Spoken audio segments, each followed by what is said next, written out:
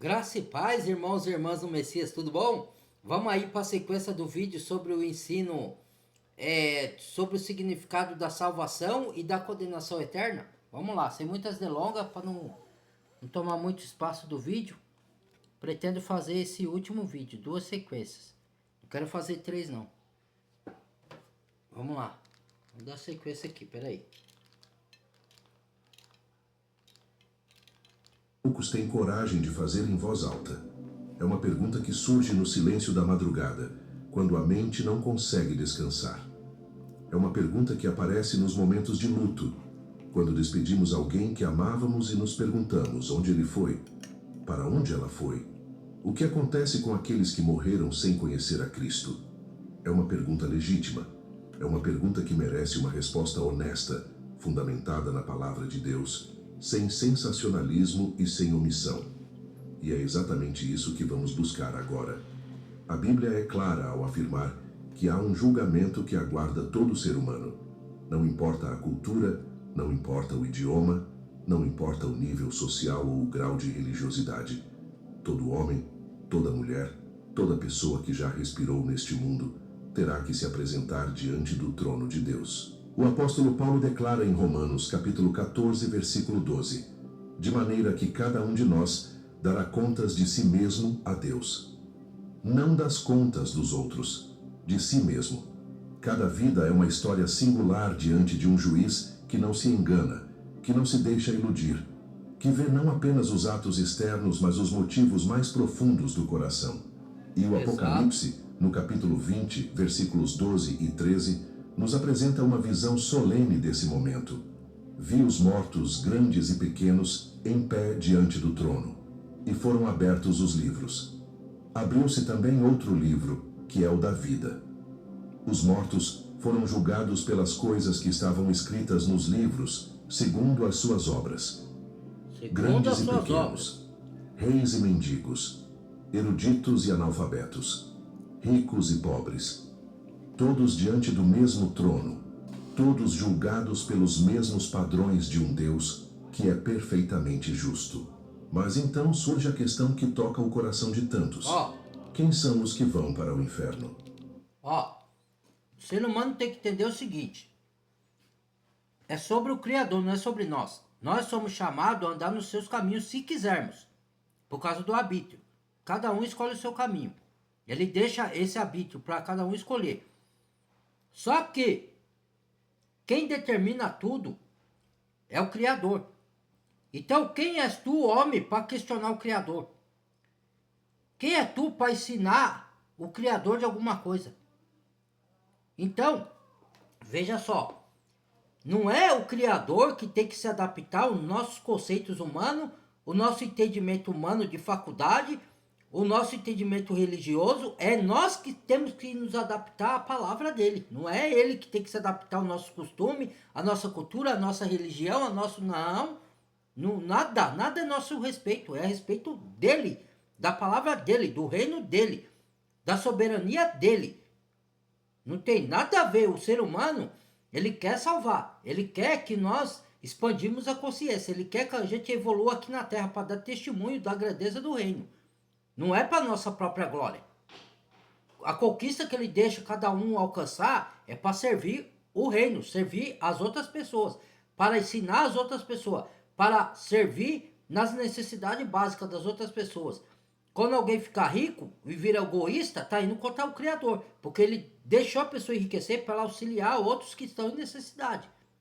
Não é para usar de falsa piedade, de falsa religiosidade, de falsa humildade e pegar mais para si e deixar os outros na necessidade. E quando ajudar, ficar fazendo selfie e falar, ajudei. Não, é o Criador que tem que saber, não é os outros. Entendeu? Com aquela falsa humildade. Entendeu? Então não é sobre nós, é sobre o Criador. A gente que tem que se adaptar aos seus princípios, não é ele se adaptar eu vou reescrever a Bíblia para se adaptar aos tempos modernos. Olha isso. Que obra do diabo maligna é essa? Então vamos lá, vamos dar sequência aqui. Responde essa pergunta de maneira que vai além do que a maioria espera. Porque a resposta não é simplesmente O os que a palavra assassinos. disse? Eu, em Hebreus, eu sou o mesmo ontem, hoje e para sempre. Deus é imutável, ele não muda com nossos conceitos, com a modernidade. Ele é o mesmo. Queira a gente queira ou não. Ou os ladrões, ou os que fizeram grandes maldades visíveis.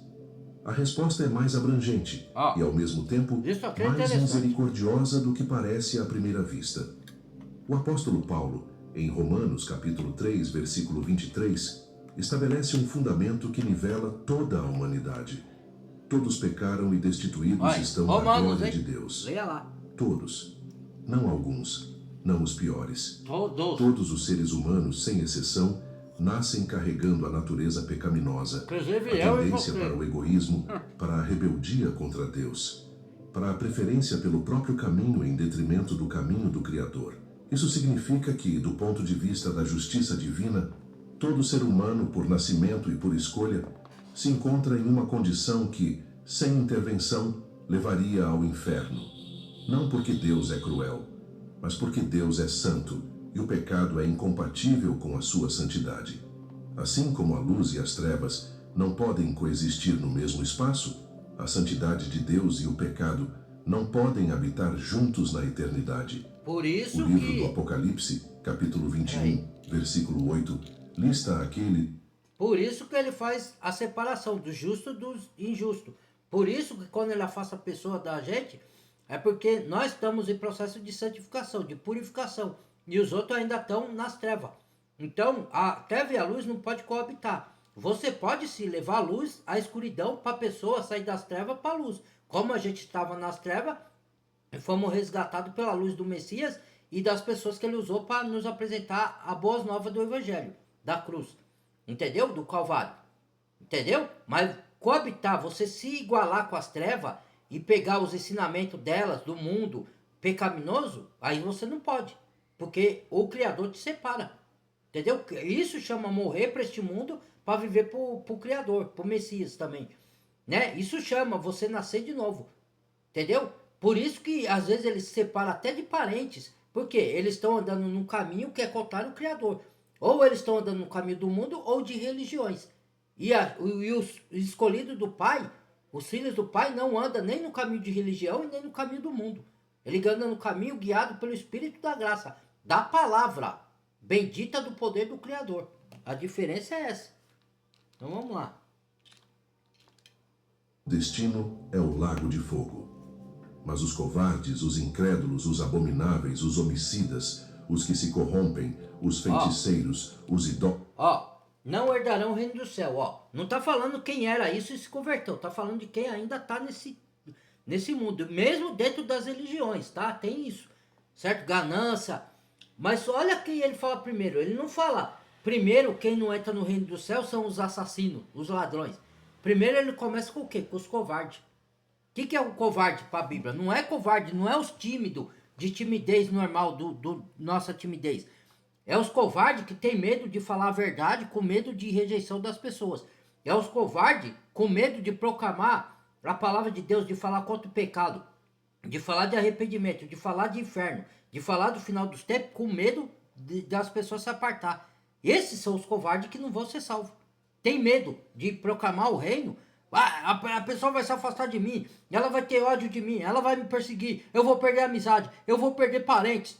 Cara, você veio para fazer a vontade do Criador, não a vontade do ser humano. Você veio para auxiliar e ser auxiliado pelo outro, aprender e ensinar. Você veio para evoluir e ser evoluído com a ajuda dos outros. Se os outros quiserem, você não pode impor, não é obrigado. Se eles não quiserem, você tem que se apartar e ir para quem quer.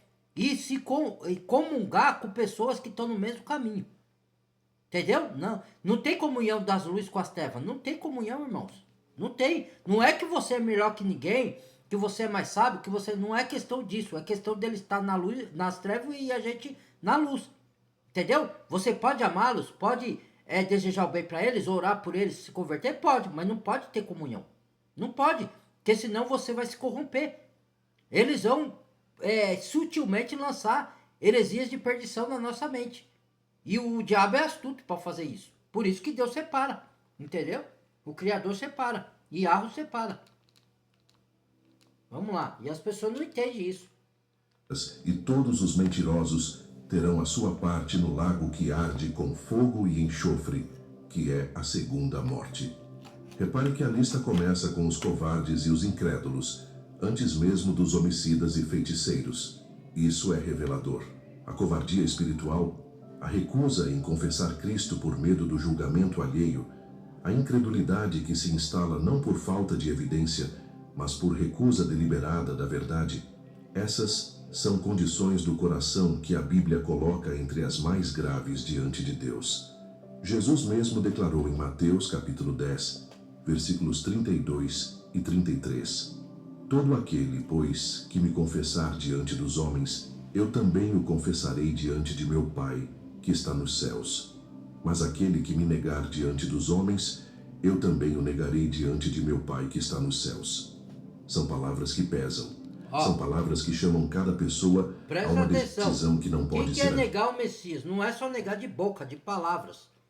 É negar de obras. Por exemplo, você ficar com medo de falar do Evangelho, de demonstrar que você ama o Messias, ama a palavra de Deus, que você não é manipulado por instituições religiosas, nem pelo mundo, que você é guiado pelo Espírito. Se você ficar com medo de externar isso perante os outros, o Messias vai te negar perante o Pai. Você tem que manifestar sua fé no que você acredita. Esses são os covardes que não manifestam sua fé. Ah, eu vou perder amizade, eu vou perder familiar. Eu sou sozinho, irmãos. Eu tenho 3 amigos que me ajudam e eu ajudo eles. Só, não é sobre quantidade, é sobre qualidade, é sobre obediência, é sobre o que você quer para sua vida. Você quer uma vida salva e aí é o que eu falo, muitos falam assim, morreu, vai para o céu. Não existe isso, como é que você sabe? Você não pode nem dar salvação, nem condenação a ninguém, quem dá é o Criador.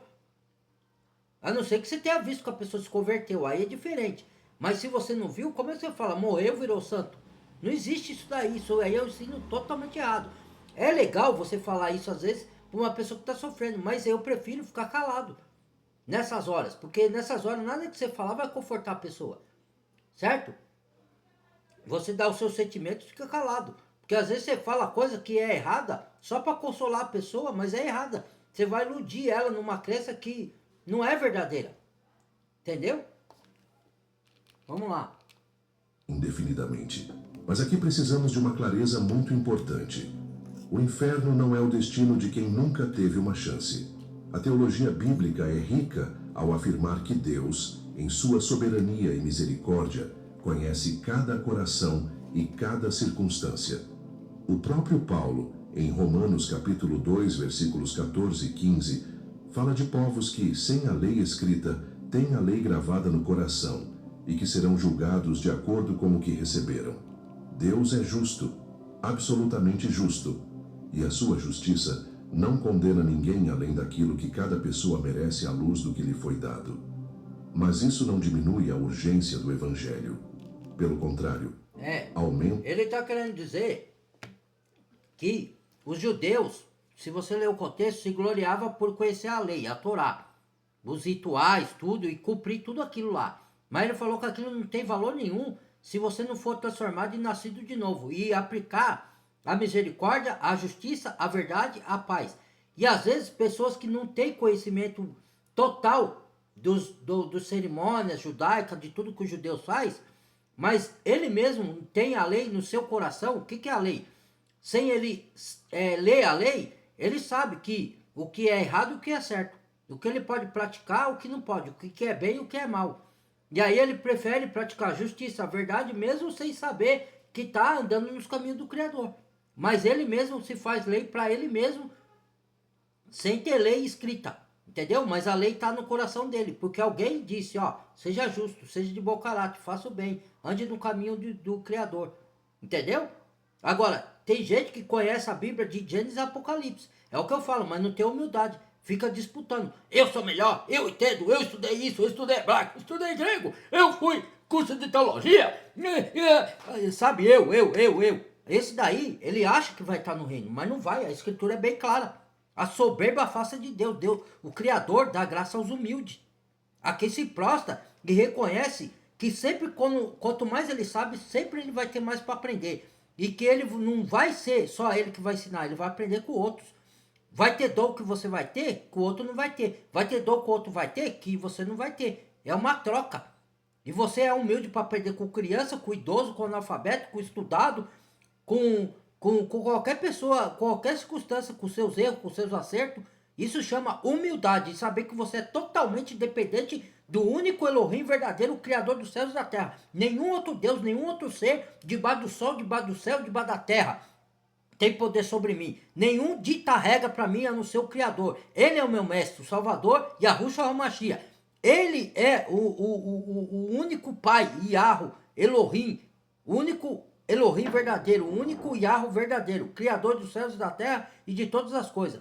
Nenhum outro ser nessa terra, nenhum homem, nenhum, por mais inteligente que seja, por mais que seja piedoso, bonito, não quero saber, cara. Eu tô nem aí, eu tô morto pra esse mundo para viver pro Messias. Não venha me manipular, não venha com conversa religiosa pro meu lado, vai cair por terra em nome de Yahushua, tá? Porque tentam fazer isso comigo o tempo todo. Vai cantar em outra freguesia. Eu não quero que cante para ninguém, porque vai levar corrupção pros outros. Mas se quiser cantar e outro quiser ouvir a sua cantoria, canto da sereia, vai lá cantar para outro. Para mim não. Eu tenho espírito Aruah HaKodesh. Ninguém me convence de nada dito por religião, por líder denominacional, por governo. Eu respeito as leis justa, que até os maus governos colocam a lei justa.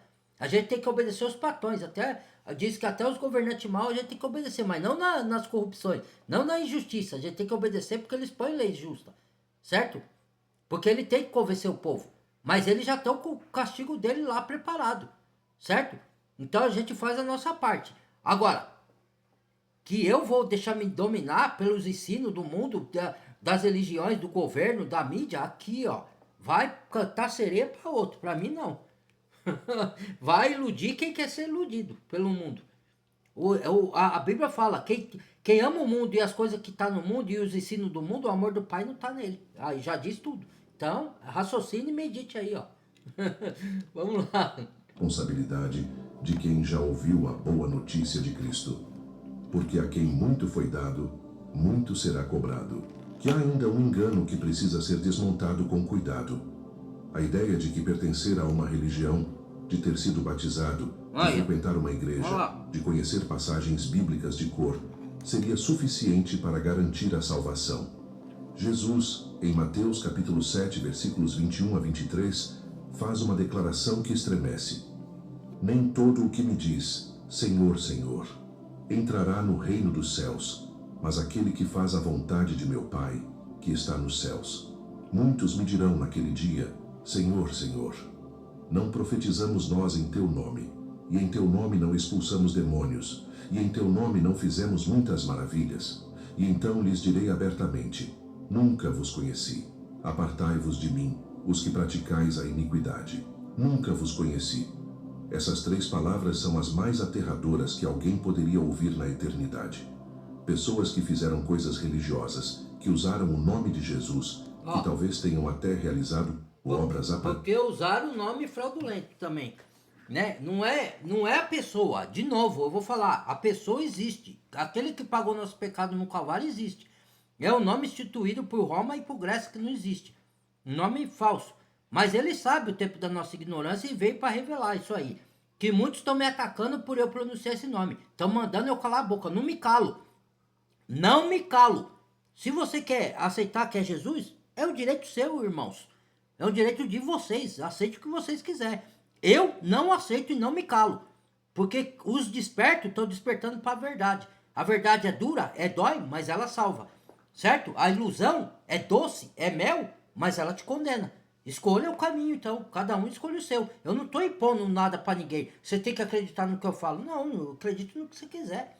Eu só estou transmitindo, sou vaso usado. Não sou eu que converto ninguém, eu não salvo ninguém. O que ele falou aqui, ó? Quem é que expulsa demônio? Não é pagão, não é ateu. Quem é? Aí muitos ficam se gloriando, se achando melhor do que eu. Ah, irmão, eu estudei hebraico, você quer saber mais que eu? Eu estudei grego, eu estudei faculdade de teologia, eu frequento os templos, eu tenho doutorado.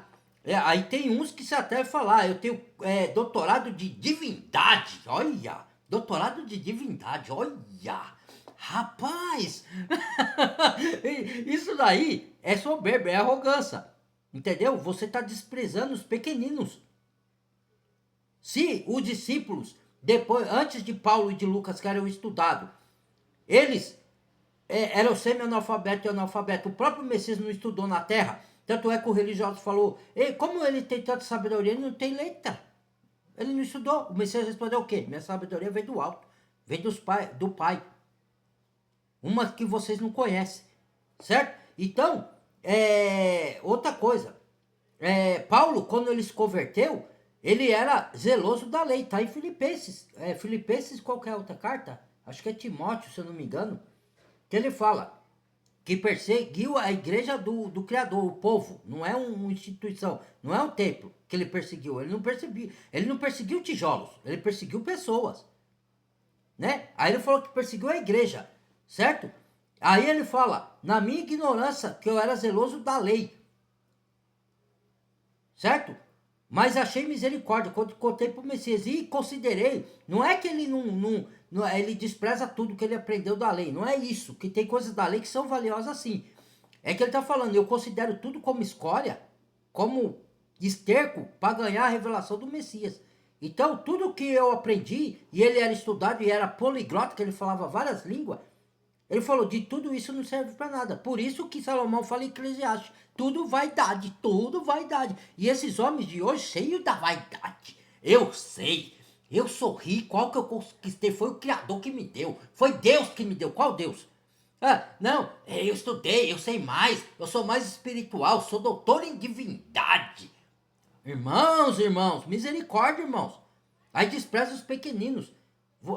Os semi-analfabetos e analfabetos que têm a sabedoria que veio do alto, dada pelo Messias. Subindo ao alto, deu Deus aos homens. Não foi curso de teologia, não foi pastor, não foi religião que deu. Foi o Espírito da graça. Mediante a fé na obra do Messias. Tá? Acordem para a vida. Acordem. Tô dando chacoalhão em vocês por amor a vocês. Mas vocês não querem? É o direito de vocês. Eu não tô impondo nada. Mas eu não vou me cansar de falar isso aqui. É o canal que o Criador abriu para mim, eu vou falar e ninguém me cala. Voz que clama no deserto. Voz que é trombeta do Criador. Atalaia. Não adianta, pode falar o que quiser. Cale a boca, irmão. Pare. A verdadeira sabedoria é silêncio. Eu vou pregar no YouTube em silêncio como? Ô sabichão. Se é ao vivo, eu prego com as minhas obras, não preciso nem falar. Mas no YouTube, na rede social, como que eu vou pregar sem falar? É só uma pessoa que não raciocina mesmo, né? Então, quando a palavra fala de saber a hora de calar e saber a hora de falar, não é para você não falar, é saber o que falar, quando falar, para quem falar e o momento de falar e o momento de se calar. É isso que quer dizer. Não é que você não tem que falar, então manda o Messias calar a boca. Calaram, plantaram o homem na cruz. Sério? Calaram os apóstolos, mas não calaram os outros, porque a palavra de Elohim, o mundo passará em sua vaidade, mas a palavra do Criador nunca passará. Então, não venha com história. Você vir me calar, não vai calar, irmão. Só vai calar se fizer a mesma coisa que fez com o Messias e com o apóstolo. Só tem esse jeito. Se não fizer, não vai me calar. Eu não tenho medo de nada nem de ninguém. Eu tenho temor do Criador. Tá? Eu tô falando para esses que ficam mandando mensagem para mim. Eu sei muito bem, com o vídeo que eu faço, nem todo mundo vai concordar e tá tudo certo. Eu sei também que eu vou ser confrontado, eu sei também que pessoas vai discordar de mim, isso é normal, mas eu tô falando de pessoas que querem falar para me calar a boca porque eu tô falando coisas, que eu tô falando heresia, não calo. Não calo. Do mesmo jeito que nos comentários, que vocês estão livres para comentar quando vê o meu vídeo, pode comentar, discordar à vontade. Mas do mesmo jeito que vocês discordam do que eu falo no meu vídeo, eu tenho o direito de discordar dos comentários. Então pronto, acabou, tá tudo certo. Certo? Você quer seguir nos seus caminhos do que vocês acham que estão certos? Siga. Eu tô falando desses, né? Desses líderes religiosos aí. Ou do religioso que não quer se desprender. Cada um sabe de si, irmão. O que falou agora aqui? Cada um vai dar conta de si próprio no dia do juízo. Não sou eu que dou conta de ninguém, não. Eu dou conta de mim. Entendeu? Então, eu tô tentando ajudar. Sou herege? Então, cada um, irmão. Vamos lá, vou dar sequência. Não tô bravo não, tá? Eu tô pregando com veemência, com autoridade, com o Messias me autorizou. Pisar em serpente, escorpião e não engano. certo? Esse vídeo, esse tema é do engano, para destruir engano. Não é um tema mais tranquilo. Quando for tema mais tranquilo, vou pegar com paciência, com mansidão, certo? Esse aqui não é o vídeo para isso. Isso aqui é o vídeo para destruir as mentiras que estão se pregando aí, falando que não existe inferno, que não existe lago de fogo, que não existe isso, que o nome do Criador é Jesus Cristo mesmo, que eu estou pregando heresia, entendeu? É para esses aí que eu estou falando, não é para os irmãos genuínos, não. É para esses dito cujos aí que se levantam. Vamos lá. Mente poderosas, e ainda assim ouvem do próprio Cristo que ele jamais as conheceu. Porque o inferno não é reservado apenas para os que nunca ouviram o nome de Jesus. É também o destino daqueles que o ouviram, que o pronunciaram, que o usaram, mas que nunca o receberam de verdade em seus corações. Que nunca se curvaram diante dele em arrependimento genuíno. Que nunca entregaram a sua vida ao senhorio de Cristo. A Bíblia nos fala... Outra coisa, ninguém vai ser salvo por tanto que conhece das escrituras, tá? Porque é o que eu acabou de falar em Romanos. Aqueles que não têm lei escrita, para eles mesmo se fazem lei. E obedecem à lei do Criador. No coração eles têm lei. Entendeu? Então, tome cuidado de você se gloriar nos seus estudos, na sua capacidade intelectual, no que você acha de você mesmo. Cuidado. Paulo fala para a gente se examinar a si próprio. É muito fácil você criticar os outros, julgar os outros e falar só que os outros estão errados e você é o certo. Que nem eu falei aí do nome do Messias. Ah, ninguém sabe o nome do Messias. Comentaram aí. Beleza, irmão. Tudo bem, eu aceito o comentário. Mas o Criador está revelando o nome dele sim. Certo? Se você quer acreditar que ninguém sabe, que não vai saber nunca, fique aí com seus... cuidado com a soberba de você achar. Porque eu tenho que aprender com os outros também. E eu sou humilde para reconhecer quando eu erro e quando os outros têm mais capacidade, tá mais evoluído espiritualmente. Mas entenda que a sabedoria vem do Espírito, não vem de estudo humano não, tá? Aí a pessoa vem aqui, sem humildade nenhuma, como se ela só soubesse de tudo. Só ela que sabe. Os outros não sabem de nada. Quando a gente faz o vídeo, irmão, você não sabe de nada. É diferente de você comentar, discordando de mim. Quando você fala, irmão, eu penso diferente e tal, por causa disso, daquilo e tal. Mas respeito a sua visão. Beleza, tá tudo certo, né? Lá tudo vai ser revelado daqui a um tempo. Beleza, aí essa discordância é válida. Agora, quando uma pessoa vem com ar de superioridade, vem com arrogância, como se só ela fosse a certa, aí eu não posso concordar com isso. Aí eu desprezo esse tipo de comentário. Eu escuto, mas desprezo. Eu respeito a pessoa, mas o comentário dela eu desprezo. Porque ela tá falando como se só ela soubesse das coisas. Os outros nunca sabem. Só o fulano lá que sabe. Eu sou mais estudado, eu sou espiritual, eu sou mais viajado, eu viajei. Tem gente que viajou o mundo inteiro e ainda não entende as parábolas, ainda não entende o significado espiritual, vive no significado físico, literal, da carne, interpreta na carne. O fato de você ser viajado, o fato de você ter estudado, não significa nada para o Criador. O que significa, o que transforma a alma, é a sinceridade de coração. É você se prostrar a ele e falar, eu preciso que o Criador me capacite, me dê entendimento espiritual, me ponha humildade para não me achar melhor que ninguém. Nem mais do que ninguém, nem sabe mais do que ninguém. Eu só quero dividir o conhecimento do Criador. Não estou preocupado com o que os outros pensam, eu quero que o Criador determine o que o Criador pensa de mim, não os outros. É isso. Entendeu? Vamos lá. João, capítulo 3, versículo 36. Quem crê no Filho tem a vida eterna. Quem, porém, rejeita o Filho não verá a vida, mas a ira de Deus sobre ele permanece. A ira de Deus sobre ele permanece. Não a ira de um Deus caprichoso ou vingativo, mas a ira santa de um Deus que viu o seu Filho ser rejeitado por aqueles que ele mesmo criou e amou. E então vem a questão mais pessoal de todas. E você? Não o seu vizinho, não o seu familiar. Você. Onde você estaria se a sua vida terminasse hoje? Não estou fazendo essa pergunta para gerar pânico.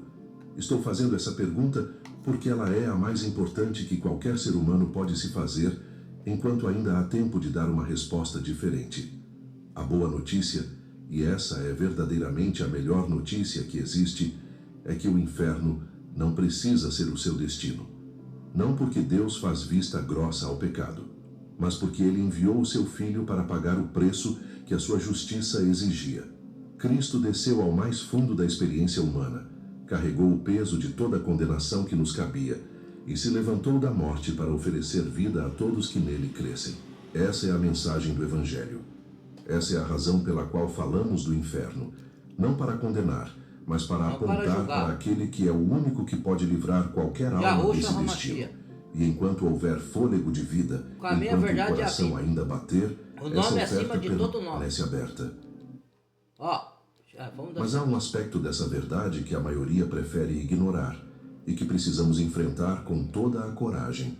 É o assunto que trataremos a seguir quando examinaremos como o mundo moderno tem tentado apagar a doutrina do inferno e o que isso significa para a fé cristã nos dias de hoje. Existe uma estratégia silenciosa que Não tem significa que o Criador ama você e vá você como está, que Ele que vai te consertar, que é para você continuar vivendo uma vida de pecado, é para você buscar força nele, para você ser transformado e sair.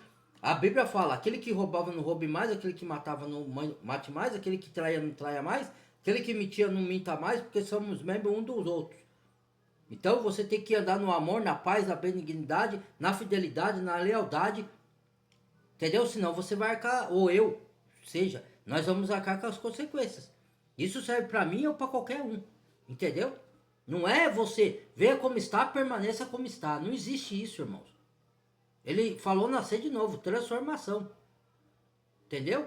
Não é para julgar ninguém. Ninguém aqui tá falando. É que a pessoa distorce. Ela não quer a verdade, então ela distorce. Aí o que a gente tá falando para ela ir pro caminho da salvação, ela fala que é julgamento. Ah, você tá me julgando. Agora virou moda isso. Tudo é julgamento. Tudo é julgamento. Você não pode falar nada que você tá julgando. É igual a lei que tá pondo aí né? Jogando homem contra a mulher. Você não pode falar um A que você já é aquilo.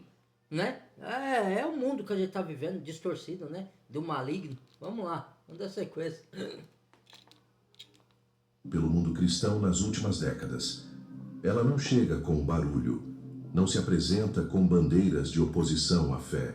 Ela chega suavemente, embalada em linguagem de amor, de inclusão, de misericórdia. Ela chega com sorrisos e com palavras que agradam aos ouvidos, e o seu objetivo, consciente ou não, é apagar da mente das pessoas uma das doutrinas mais fundamentais da Bíblia, a realidade do inferno. Essa estratégia tem um nome teológico, chama-se universalismo, e ela ensina em suas diversas formas que no fim todos serão salvos, que um Deus amoroso jamais condenaria alguém para sempre, que o inferno, se é que existe, seria temporário, purgatório, ou simplesmente uma metáfora poética para experiências dolorosas nesta vida. O universalismo não é novo. Ele já circulava nos primeiros séculos da igreja, sendo rejeitado pelos... Viva como quer e você será salvo. O universalismo inclua todas as pessoas, mesmo que ela não nasça de novo e não se regenere no grupo cristão, porque ela vai ser salva. Ela pode pecar à vontade, pode homem afetivo, mentiroso. A palavra acabou de falar que nem um mentiroso, nem um covarde, nem um inteirância no reino. Então, peraí, quem está se contradizendo é a palavra ou é a pessoa que fala que vai todo mundo ser salvo? Ué, a Bíblia foi distorcida. Puxa vida, esqueci. Rapaz, agora eu estou ironizando. Rapaz, quando convém, a Bíblia foi distorcida. Como não convém, ela é a palavra do Criador. Não dá para entender. Ou vocês se decidam. Ou a Bíblia foi corrompida ou não foi, irmãos. Ou Paulo é o falso profeta ou ele é o bom profeta. Quando convém, Paulo é machista, falso profeta. Quando não convém, Paulo é o grande apóstolo. Ué, que contradição é essa? Tá vendo como a Babilônia é confusão, a religião é confusão? Eles não sabem nem o que dizem nem o que afirmam, diz a palavra. Tem que ser coerente com o que está escrito. Certo? Que nem a palavra inferno é uma palavra criada pelo inferno de Dante, pelas filosofias gregas e as filosofias depois que veio depois do outro mundo, porque não é inferno, é lago de fogo. A condenação é lago de fogo. Entendeu? Inferno é o que se chama de Hades, mundo dos mortos. Inferno não é o lago do fogo. Geena, sim, Geena é o lago do fogo. A palavra Geena é o lago do fogo, mas inferno não. Inferno foi uma palavra que colocou lá. É igual Lúcifer, anjo de luz. O certo é opositor. Satanás significa opositor, contrário. Ou o anti-messias não quer dizer literalmente cota, quer dizer no lugar do Messias. Se coloca como o Messias. Ele é o Salvador. Ele quer estar no lugar do Salvador. Entendeu? É isso. E as pessoas não compreendem isso. Aí elas ainda não compreendem que é ensinar os outros. E ensina errado. Achando que está ensinando certo. E ainda critica os irmãos genuínos que ensinam as coisas certas, falando que o genuíno está ensinando coisa errada. Misericórdia. É astuta do diabo mesmo. Só pode ser, cara. Vamos lá. Vamos A lá. fé com firmeza e com base nas Escrituras. Mas ele voltou com força renovada no mundo contemporâneo, encontrando terreno fértil numa cultura que elevou o sentimento acima da verdade, que colocou o conforto emocional acima da revelação divina. E o problema não está apenas fora da igreja. O problema está dentro. Há pregadores que evitam o tema do inferno por medo de perder membros. Há pastores que suavizam as advertências de Jesus para não incomodar suas congregações. Há teólogos que reinterpretam as passagens sobre condenação eterna de maneiras que as esvaziaram de todo o seu peso original. O profeta Jeremias já havia identificado esse padrão no seu tempo. Em Jeremias capítulo 6, versículo 14, Deus denuncia os falsos profetas com estas palavras: curam levianamente a ferida do meu povo, dizendo: paz, paz, quando não há paz. Paz, paz, quando não há paz. Essa é a marca do falso ensino em todas as épocas. Dizer às pessoas exatamente o que elas querem ouvir, mesmo que isso as esteja conduzindo em direção ao precipício. O apóstolo Paulo, em 2 Timóteo capítulo 4, versículos 3 e 4, fez uma profecia que se cumpre diante dos nossos olhos hoje. Porque virá tempo em que não suportarão a sã doutrina. Pelo contrário, tendo comichão nos ouvidos, amontoarão para si doutores conforme as suas próprias concupiscências, conforme os seus próprios e se desejos, recusarão a dar ouvidos à verdade, desviando-se para as fábulas. Comichão nos ouvidos. Coceira, É uma imagem perfeita. Tá? Voltando a fábulas. Que fábulas? Judaicas. Os mitos judaicos do Antigo Testamento. Entendeu? Lá em Tessalonicenses o Criador fala: por não receber o amor da minha verdade, eu vou enviar a operação do erro para que eles creiam na mentira. A mentira é o anticristo. Como diz o ditado, para falsos cristãos ou falso seguidor do Messias, falsos profetas. Por isso que as pessoas adoram falsos profetas, porque elas não são verdadeiras com o Criador, não tem sinceridade de coração. Não estou generalizando, estou falando de algum que se diz cristão, não estou falando de todos, tá? Pelo amor do Criador, não bote palavra na minha boca, que quem botar palavra na boca dos outros tá fazendo serviço do diabo, hein? Cuidado, hein? Interprete o que eu tô falando de acordo com o que eu tô falando. Vamos lá. Descrever o que acontece quando uma pessoa não quer ouvir a verdade, mas busca apenas aquilo que confirma o que já quer acreditar. Essa é a condição espiritual de multidões hoje. Não apenas fora das igrejas, mas dentro delas. Pessoas que frequentam cultos toda semana, que cantam louvores com fervor, que postam versículos nas redes sociais, mas que nunca foram desafiadas a confrontar a realidade do pecado, do juízo e da condenação eterna. Do nosso próprio pecado. Porque os pregadores que ouvem foram treinados para entreter, não para transformar. Olhe de dentro para si mesmo e se converta. Olhe dentro de você. Não adianta falar dos pecados alheios, apontar o erro do outro e não olhar para os seus. Entendeu? Não adianta você conhecer versículo fora de contexto. Versículo fora de contexto é pretexto para pecar. Entendeu? Eu não guardo o versículo de cabeça, mas eu conheço a história, o contexto geral. É isso que importa, porque na antiguidade não tinha versículos, era tudo direto. Entendeu? Aí a pessoa ficar rotando o versículo aí, olha, eu conheço de cabeça, e ficar se gloriando nisso aí, falando, mostrando pros outros, ó, conheço. Tira tudo do contexto, tá achando que tá abafando e não tá entendendo nada de contexto. Só de versículos isolados. Igual os falsos profetas ensinam para elas. Meu, acordem, gente. Pelo amor do Criador, pro seus próprios bem. para sua própria salvação das suas almas, né? Mas enfim, né? Aí vai de cada um. Vai, vamos dar sequência aqui. E o resultado dessa omissão é devastador. Quando você retira do Evangelho a realidade do inferno, você automaticamente esvaziou a cruz de seu significado mais profundo. Porque por que Cristo precisaria morrer se não houvesse nenhuma condenação da qual nos salvar? Exatamente. Se todos vão para o céu de qualquer jeito, qual é o peso do sacrifício de Jesus? Qual é o valor do seu sangue derramado? A cruz só faz sentido pleno à luz do inferno. A graça só tem o seu valor real quando compreendemos o que ela nos poupou. O amor de Deus só alcança toda a sua dimensão de grandeza quando entendemos que Ele amou pecadores que mereciam condenação e os salvou por pura misericórdia. Paulo declara em 1 Coríntios capítulo 1, versículo 18: porque a palavra da cruz é loucura para os que se perdem, mas para nós que somos salvos é o poder de Deus. Para os que se perdem é loucura.